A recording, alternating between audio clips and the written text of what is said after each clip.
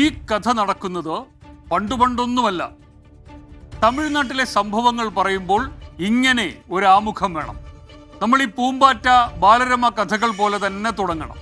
അതിപ്പോൾ രാഷ്ട്രീയമായാലും സിനിമയായാലും തമിഴ്നാട്ടിൽ ഇതാണ് രീതി. ഈ കഥ പറച്ചിൽ പലപ്പോഴും അത്ര നിഷ്കളങ്കമല്ല. മനഃപൂർവം വൈരാഗ്യത്തോടെ കളിയാക്കാൻ, വിമർശിക്കാൻ, ചുട്ട മറുപടി പറയാനൊക്കെ തമിഴ്നാട്ടുകാർ ഇങ്ങനെ ഓരോ കഥകളെ കൂട്ടുപിടിക്കും. ചിലപ്പോൾ ഈ കഥകൾ ആളിക്കത്തും. അണ്ണാദുരയും MGRും ജയലളിതയും ഒക്കെ ഈ കഥകളുടെ രസക്കൂട്ടുകൾ കലർത്തിയാണ് എതിരാളികൾക്ക് നേരെ അമ്പുകൾ തൊടുത്തത്. രാജാവും മന്ത്രിയും ആനയും കുരങ്ങും ഒക്കെ ഈ കഥകളിൽ കഥാപാത്രങ്ങളാകും. അപൂർവമായി കലൈഞ്ചറും ഇങ്ങനെ ചില കഥകൾ പറയാറുണ്ട്. പക്ഷെ കലൈഞ്ചറും ഇപ്പോൾ സ്റ്റാലിനുമൊക്കെ കുറെ കൂടി രാഷ്ട്രീയം നേർക്കുനേർ പറയുന്ന കൂട്ടരാണ്. പക്ഷെ ഈ നൂറ്റാണ്ടിലും കഥ പറച്ചിൽ സജീവമാക്കി മേടകളിൽ പേച്ച് കളറാക്കുന്നതിൽ മിടുമിടുക്കൻ നടൻ വിജയിയാണ്. പ്രസംഗം തുടങ്ങുമ്പോൾ തന്നെ ഒരു കുട്ടിക്കഥ ചൊല്ലും. ചിലപ്പോൾ സദസ്സിലുള്ളവരുടെ അനുവാദം ചോദിക്കും. ഒരു കുട്ടിക്കഥ ചൊല്ലട്ടുമാ?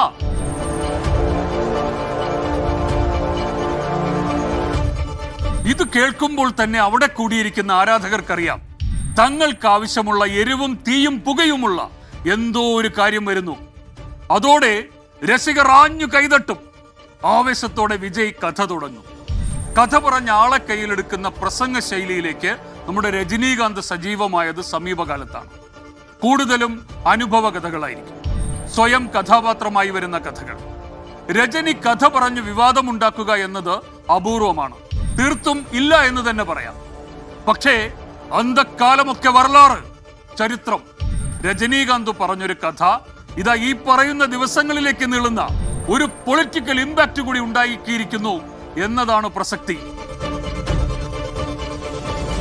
തമിഴ് സിനിമാ ചരിത്രത്തിൽ MGR എന്ന പ്രതിഭാസത്തിന് ശേഷം ജനങ്ങളെ ആവേശഭരിതരാക്കിയ രണ്ടു പേർ. ഒന്ന് സാക്ഷാൽ സൂപ്പർ സ്റ്റാർ രജനീകാന്ത്, പിന്നെ ആദ്യം ഇളയ ദളപതിയും പിന്നെ ദളപതിയുമായ വിജയ്. ഇവരുടെ ആരാധകർ നേർക്കുനേർ നിന്ന് പോരാടിയ കഴിഞ്ഞ ഏതാനും മാസങ്ങൾ. ഒരു കഥ, ഒരു കുട്ടിക്കഥ. തുടക്കം അതായിരുന്നില്ല എങ്കിലും ഒരു വലിയ വൈരാഗ്യത്തിലേക്ക് നീണ്ട, ഇപ്പോഴും അവസാനിക്കാത്ത ഒരു ഫാൻ ഫൈറ്റിന്റെ, ഒരു പൊളിറ്റിക്കൽ ത്രില്ലറിന്റെ തീപ്പൊരിയായി വീണു ചിതറിയ കഥയുടെയും കുട്ടിക്കഥയായി പിന്നാലെ എത്തിയ മറുപടിയുടെയും അത് തമിഴ്നാട്ടിൽ ഉണ്ടാക്കുന്ന രാഷ്ട്രീയ ആഘാതങ്ങളുടെയും ആഴങ്ങളിലേക്കാണെന്ന്. വാങ്ക വണക്കം, ഇത് അരസിയൽ ഗലാട്ട.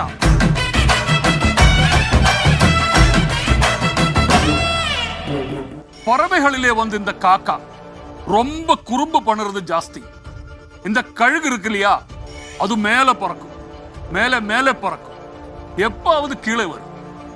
കാക്കയും കഴുകനും കഥയാണ്. ഇത്തവണ കുട്ടിക്കഥ പറയുന്നത് രജനീകാന്താണ്. കുറുമ്പനാണ് കാക്ക, പക്ഷെ കഴുകൻ ഉയർന്നു പറക്കുന്ന പക്ഷിയാണ്. വല്ലപ്പോഴുമാണ് താഴെ വരുന്നത്. രജനീകാന്ത് നായകനായ ജയിലർ എന്ന ചിത്രത്തിന്റെ ഓഡിയോ ലോഞ്ച് 2023 ജൂലൈ 28. സ്ഥലം ചെന്നൈയിലെ നെഹ്റു ഇൻഡോർ സ്റ്റേഡിയം. അവിടെ രജനി തന്റെ കുട്ടിക്കഥ തുടരുന്നു. ഉയർന്നു പറക്കുന്ന കഴുകൻ. இந்த காக்கா வந்து அந்த கழுகையை மட்டும் பார்த்துட்டே இருக்கும். பார்த்துட்டு இந்த காக்கா வந்து டக டக டக டகுன்னு வந்து റക്കയെ അടിക്കണമല്ല. അവളവ് അടിച്ചാ കൂടെ ദൂരം പോകാതെ. റക്ക എന്ന് പറഞ്ഞാൽ ചിറക് എന്നാണ് അർത്ഥം. കഴുകനൊപ്പം എത്താൻ കാക്ക എത്ര ചിറകടിച്ചാലും വിചാരിക്കുന്ന അത്ര ഉയരത്തിലെത്തില്ല. ബട്ട് இந்த കഴുക് വന്നിട്ട് അവളവ് മേലെ വന്ന് റക്കയെ അടിക്കാതെ அப்படியே போயிட்டே இருக்கும். ஸோ இதுக்கு காக்காய்க்கு வந்து போராய்மை, அசூயா. காக்கா போயிட்டு அந்த கழுகை போய் கொத்தும். அந்த கழுகு வந்து ஒன்றும் பண்ணாது. அது இன்னும் கொஞ்சம் மேலே போகும்.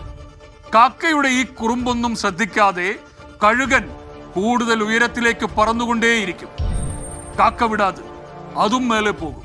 കഴുക് ഇന്നും മേലെ പോകും. കാക്കാവും പോകും. ആനാ കാക്കയ്ക്ക് അതുക്കും മേലെ മുടിയാതെ ടയേർഡായി വിയർത്ത് கீழே வந்துடும். யாராவது நம்மை வந்து துஷிக்கிறான்னு சொன்னா, வெறுக்கிறான்னு சொன்னா, நம்ம ഭാഷയിലെ നമ്മ മൊഴിയിലെയേ ഉയർന്ന മൊഴി മൗനം. ഭാഷയിലെ തന്നെ ഉന്നതമായ ഭാഷയാണ് മൗനം. മിണ്ടാതിരിക്കുക. നമ്മളെക്കുറിച്ച് മോശം പറയുന്നവരോട് മൗനം തന്നെ ആയുധം. അപ്പടി നമ്മ പാട്ടുക്ക് നാമ പോയിട്ടേ ഇരിക്കണം. കുരയ്ക്കാതെ നായുമില്ലേ, കുறை சொல்லாத വായുമില്ലേ, இந்த രണ്ടുമില്ലാതെ ഊറുമില്ലേ. കുരയ്ക്കാത്ത നായുമില്ല, കുറ്റം പറയാത്ത വായുമില്ല, ഇത് രണ്ടുമില്ലാതെ ഒരു നാടുമില്ല. തമിഴ്നാട് എന്നാ വിധിവിളക്ക? കിടയാതെ. തമിഴ്നാട് ഇതിൽ നിന്നും വിഭിന്നമാണോ? അല്ല. നമ്മ വേല നമ്മ പാത്തുക്കിട്ട് പോയിട്ടേ ഇരിക്കണം. അർത്ഥമൈന്ദ രാജ. അവസാനം രജനീകാന്ത് പറഞ്ഞത് തെലുങ്ക് വാക്കാണ്. അർത്ഥമൈന്ദ രാജ. കാര്യം മനസ്സിലായോ സുഹൃത്തെ? അതാണ് കാര്യം. ആ ചോദ്യത്തിലാണ് കാര്യം. ഈ കഥയ്ക്ക് ഒരർത്ഥമുണ്ടെന്ന് പറഞ്ഞാണ് രജനി കുട്ടിക്കഥ അവസാനിപ്പിക്കുന്നത്. ഉയരെ പറക്കുന്ന കഴുകൻ രജനി തന്നെ. അപ്പോൾ അന്ത കാക്കയാർ. സോഷ്യൽ മീഡിയയിൽ ഫാൻ ഫൈറ്റിന് അധികം സമയം വേണ്ടി വന്നില്ല. സ്വയം കഴുകനായി പൊങ്ങിയ രജനിക്കെതിരെ വിജയ് ഫാൻസിന്റെ കടന്നാക്രമണം രൂക്ഷമായി. പ്രതിരോധവുമായി അണ്ണൻ ഫാൻസും ഇറങ്ങിയതോടെ സോഷ്യൽ മീഡിയ ഗലാട്ട പാരമ്യത്തിലെത്തി. പരസ്പരം ഫാൻ ഫൈറ്റ് നടക്കുന്ന സമയത്ത് വിജയുടെ ലിയോയും രജനിയുടെ ജയിലറുമാണ് തിയേറ്ററുകളിലുള്ളത്. 2023 ഓഗസ്റ്റ് 10 റിലീസ് ചെയ്ത ജയിലർ, 2023 ഒക്ടോബർ 19 റിലീസ് ചെയ്ത ലിയോ. റിലീസിന് മുന്നോടിയായി 2023 സെപ്റ്റംബറിൽ ലിയോ ഓഡിയോ ലോഞ്ച് നിശ്ചയിച്ചു. രജനീകാന്തിന്റെ കാക്ക കഴുക് കഥയ്ക്കുള്ള മറുപടി ലിയോ ഓഡിയോ ലോഞ്ചിൽ വിജയ് നൽകുമെന്ന് ആരാധകർ പ്രതീക്ഷിച്ചു. പക്ഷേ സുരക്ഷാ കാരണങ്ങളാൽ ആ ചടങ്ങ് റദ്ദാക്കി. രാഷ്ട്രീയ സമ്മർദ്ദം കൊണ്ടാണ് ആ ചടങ്ങ് ഉപേക്ഷിച്ചതെന്ന് ആരോപണമൊക്കെ ഉണ്ടായെങ്കിലും ആ ചടങ്ങ് റദ്ദായി. ആവശ്യമുള്ള സുരക്ഷ നൽകാൻ തങ്ങൾ തയ്യാറായിരുന്നുവെന്ന് പോലീസ് കോടതിയിൽ അറിയിച്ചു. ആയിരക്കണക്കിന് ഡ്യൂപ്ലിക്കേറ്റ് പാസുകൾ ഇറങ്ങിയതാണ് ചടങ്ങ് റദ്ദാക്കാൻ കാരണമെന്ന് നിർമ്മാണ കമ്പനി വിശദീകരിച്ചു. എന്തായാലും ലിയോ തിയേറ്ററിൽ ഇറങ്ങി വിജയിക്കുമ്പോൾ ആ വിജയം ഗംഭീരമായി ആഘോഷിക്കാൻ തന്നെ തീരുമാനിച്ച് പ്രശ്നം ഒത്തുതീർപ്പായി. ഒക്ടോബർ 19 റിലീസ് ചെയ്യുന്ന ചിത്രത്തിന് നവംബർ 1 വിജയാഘോഷം നടത്താൻ അന്നേ തന്നെ തീരുമാനമെടുത്തു. നവംബർ 1, 2023 ആരാധകർ കാത്തിരുന്ന ലിയോ വെട്രിവിഴ. വിജയ് മൈക്ക് കയ്യിലെടുത്തു.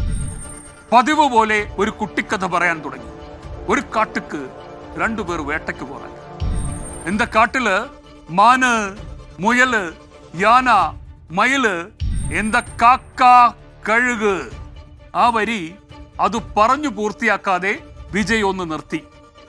കാക്ക കഴുക്, കാക്കയും കഴുകനും എന്നു കേട്ടതും സദസ്സിൽ നിന്ന് നിലയ്ക്കാത്ത ചിരിയും കയ്യടിയും ഉയർന്നു. വിജയ് മൈക്ക് കയ്യിലെടുത്തത്, പറയാൻ തുടങ്ങുന്നത് അത് രജനിക്കുള്ള മറുപടിയാണ്. കാക്കയും കഴുകനും കഥയിൽ കാക്ക താനാണ് എന്ന തോന്നൽ ഇനി വിജയ്ക്കും ഉണ്ടായതുകൊണ്ടാണോ എന്നറിയില്ല. പക്ഷേ വിജയ് തുടങ്ങിയത്, പറഞ്ഞു വരുന്നത് അത് രജനിക്കുള്ള മറുപടിയാണ് ഉറപ്പ്.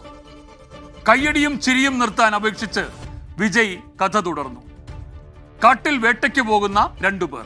ഒരാളുടെ കയ്യിൽ അമ്പും വില്ലും, മറ്റേയാളുടെ കയ്യിൽ കുന്തം. തമിഴിൽ ഈട്ടി എന്നാണ് കുന്തത്തിന് പറയുന്നത്. അന്ത വില്ല് അമ്പ് കൊണ്ടുപോനവര് ഒരു മുയലെ അടിച്ചു തൂക്കിട്ടാർ. അന്ത ഈട്ടി കൊണ്ടുപോനവര് ഒരു യാനയെ എയിം പண்றாரு. യാനയെ, ആനയാണ് തമിഴില് യാന എന്ന് പറയുന്നത്.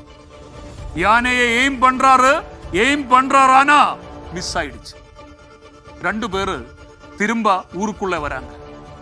ഒരുത്തർ കയ്യില് മുയലോട്, இன்னொருத்தர் கையில வெறும் வேலோட. இப்ப இந்த 2 பேர்ல யார் அச்சீவர் என்று நீங்க நினைக்கிறாங்க? அந்த யானையை எய்ம் பண்ணி தவறு விட்டார்ல, அவருதான் അച്ചീവർ. ആനയെ ലക്ഷ്യം വെച്ച് കൊല്ലാൻ കഴിയാതെ പോയ ആളാണ് വിജയിച്ചത്. അയാളാണ് അച്ചീവർ, മുയലുമായി വന്നയാളല്ല. അതിനുള്ള കാരണം വിജയ് വിശദീകരിക്കുന്ന ഭാഗം ശ്രദ്ധിച്ചു കേൾക്കണം. ഇത് ഞാൻ ഏൻ சொல்றேன்னா, நம்மளால எது ஈஸியா ஜெயிக்க முடியுமா அது ஜெயிக்கிறது வெற்றி அல்ல நண்பா. ஜெயிக்கிறதுக்கு முயற்சி பண்றவன் இல்லையா അതുதான் ഉന്മயான വെற்றி. ജയിക്കാൻ ശ്രമിച്ചവരില്ലേ, ശ്രമിച്ച ആളില്ലേ, അതാണ്, ആ ശ്രമമാണ് യഥാർത്ഥ ജയം. പെരുസാ കനവ് കാണുക, ആശകൾ ഇറുക്കും, കനവുകൾ ഇറുക്കും, ഇതിൽ എന്നെ തവറുകൾ. വലിയ സ്വപ്നങ്ങൾ കാണുന്നതിൽ എന്താണ് തെറ്റ്? ഡോക്ടർ APJ അബ്ദുൽ കലാമിന്റെ പ്രസിദ്ധമായ ഒരു കോട്ടിങ്ങിലാണ്, വാക്കുകളിലാണ് വിജയ് തന്റെ കുട്ടിക്കഥ അവസാനിപ്പിക്കുന്നത്. Small aim is A crime. ചെറിയ ലക്ഷ്യങ്ങൾ കുറ്റകൃത്യമാണ്. പ്രസംഗ ഭാഗങ്ങൾ സോഷ്യൽ മീഡിയയിൽ വൈറലായി. രജനിയുടെ കഥയും വിജയ് നൽകിയ മറുപടിയും ചേർത്ത് റീലുകൾ ഇറങ്ങി. രജനിക്ക് വിജയുടെ കയ്യിൽ നിന്ന് കണക്കിന് കിട്ടിയെന്ന് വിജയ് ഫാൻസ്. ദളപതിയുടെ മറുപടി കഥ അത്ര പോരെന്ന് അണ്ണൻ ഫാൻസ്. ഓഡിയോ ലോഞ്ചാണല്ലോ ഇവരുടെ ഈ കുട്ടിക്കഥാ പ്രസംഗത്തിന്റെ വേദി. അപ്പോ ദാ വരുന്നു ഒരെണ്ണം കൂടി. ജനുവരി 26, 2024 ലാൽ സലാം എന്ന തമിഴ് ചിത്രത്തിന്റെ ഓഡിയോ ലോഞ്ച്.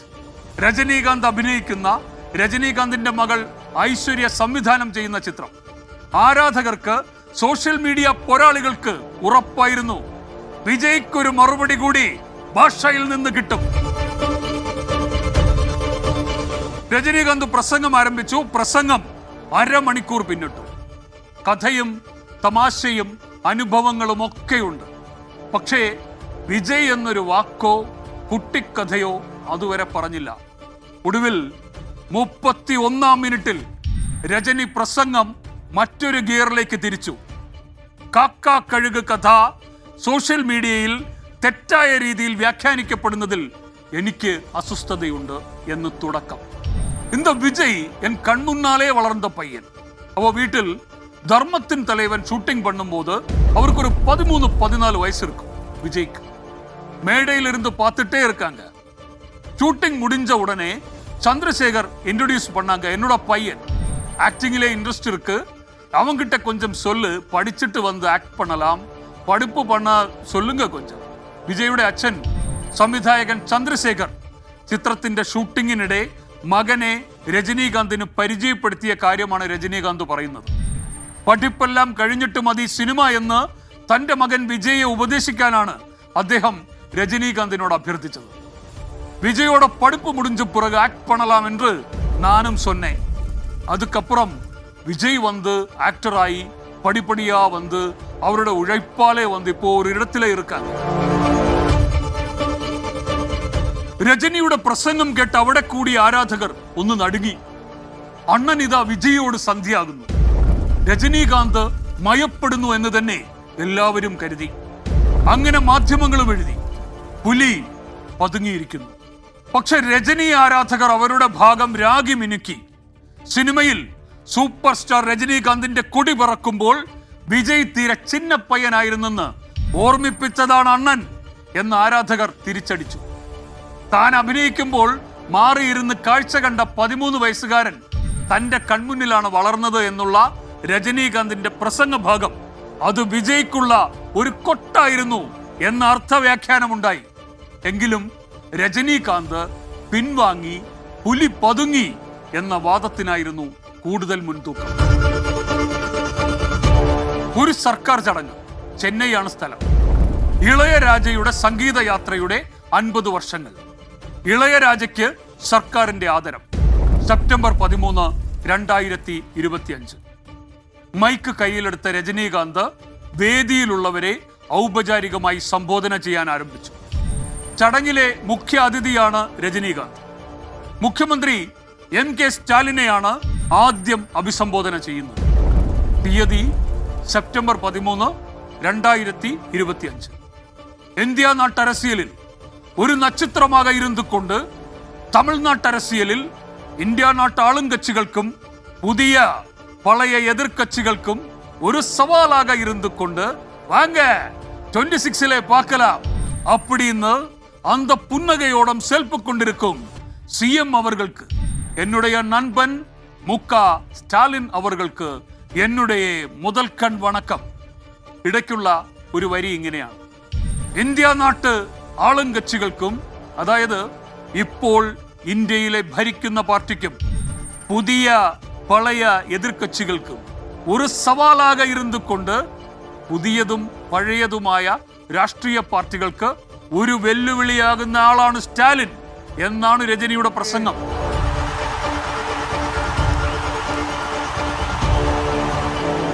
പുതിയതും പഴയതുമായ പാർട്ടികൾ എന്ന് രജനി പറഞ്ഞതും കയ്യടി ഉയർന്നത് വെറുതെയല്ല.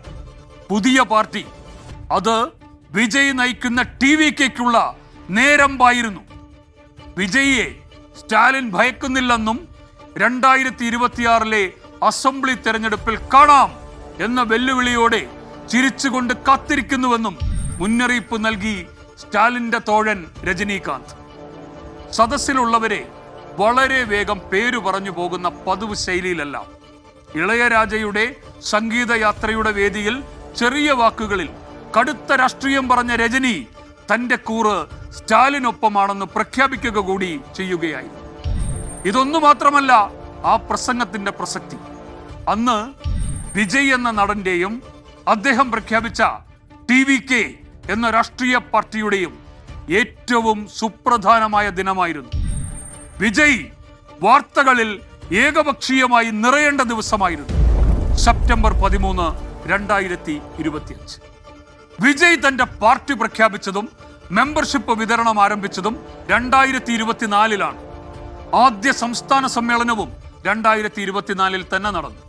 പക്ഷേ ആ പാർട്ടിയുടെ പ്രധാന പരിപാടികളെല്ലാം, എല്ലാ പൊളിറ്റിക്കൽ ഇവന്റുകളും 2025 പാർട്ടി കൊടി അനാച്ഛാദനം ചെയ്തത്, മധുരയിൽ വിപുലമായ സംസ്ഥാന സമ്മേളനം വിളിച്ചത് എല്ലാം 2025 പക്ഷേ അതൊന്നുമായിരുന്നില്ല TVK കരുതി വെച്ച തുറുപ്പ് ചീട്ട്.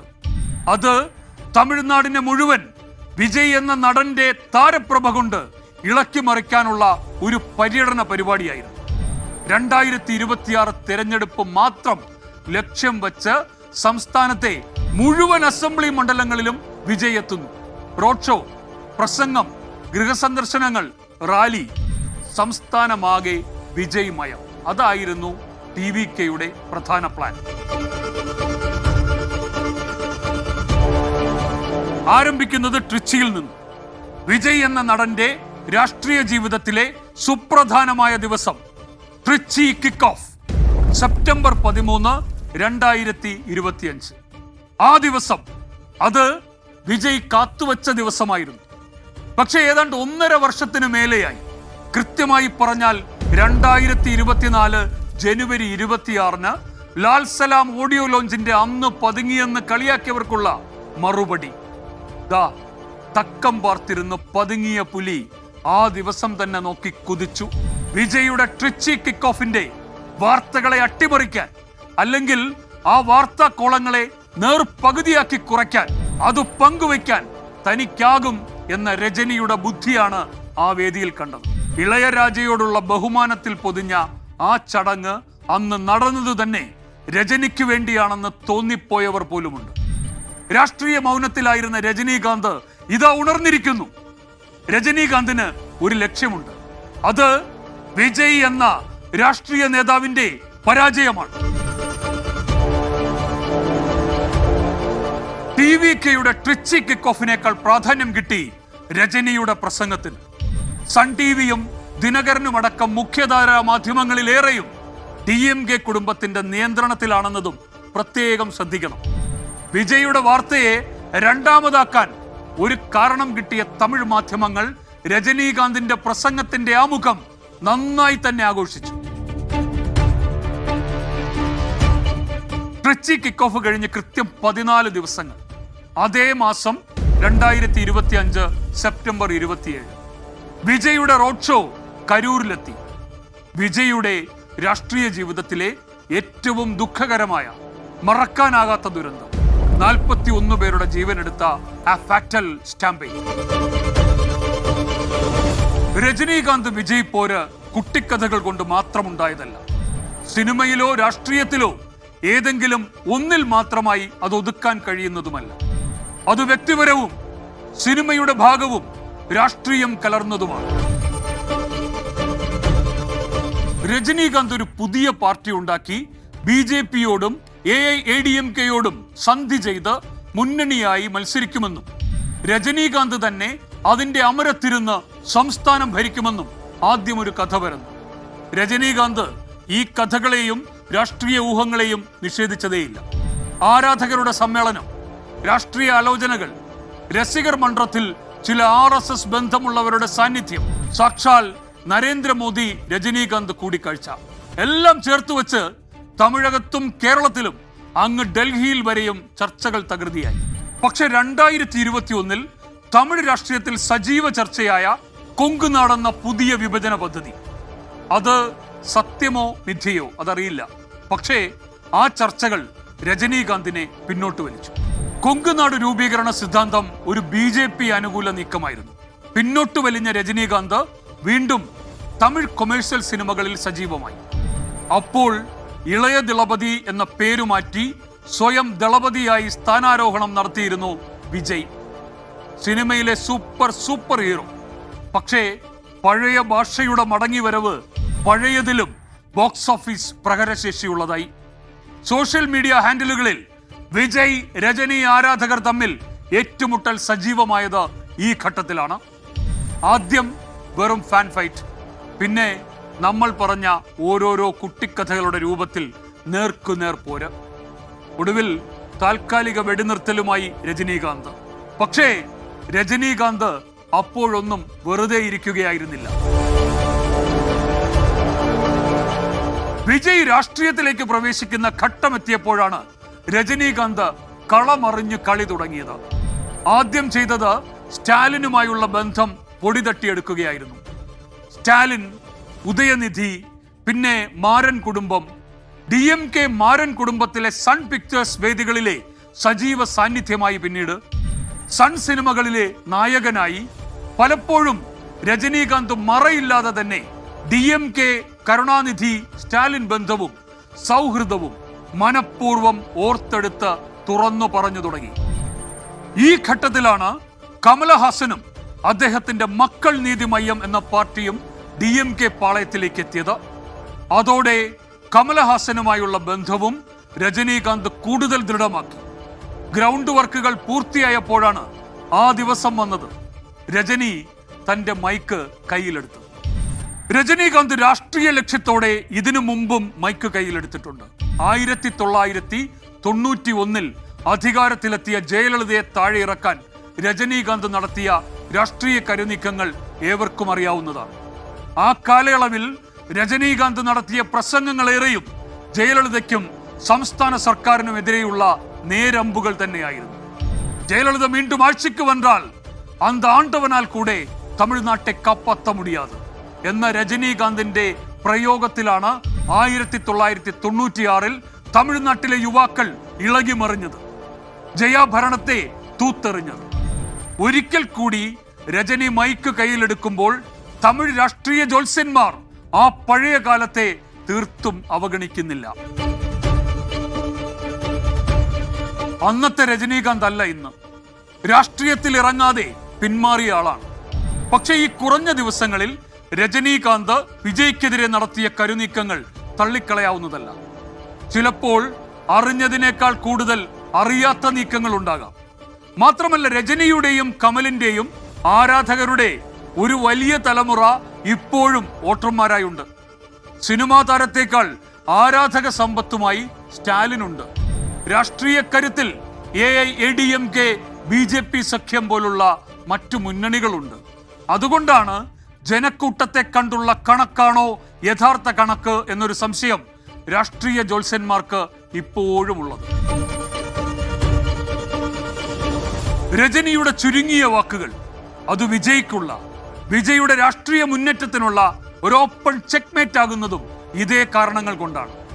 ഈ വെല്ലുവിളികളൊക്കെ മറികടക്കാനുള്ള താരമൂല്യം ഇപ്പോഴും വിജയ്ക്കുണ്ട്. വിജയ്ക്ക് മാത്രമേ തമിഴ്നാട്ടിൽ ഇന്നതുള്ളൂ എന്ന ഒറ്റ കാരണം മാത്രമാണ് TVK ക്യാമ്പിന്റെ കൈമുതൽ.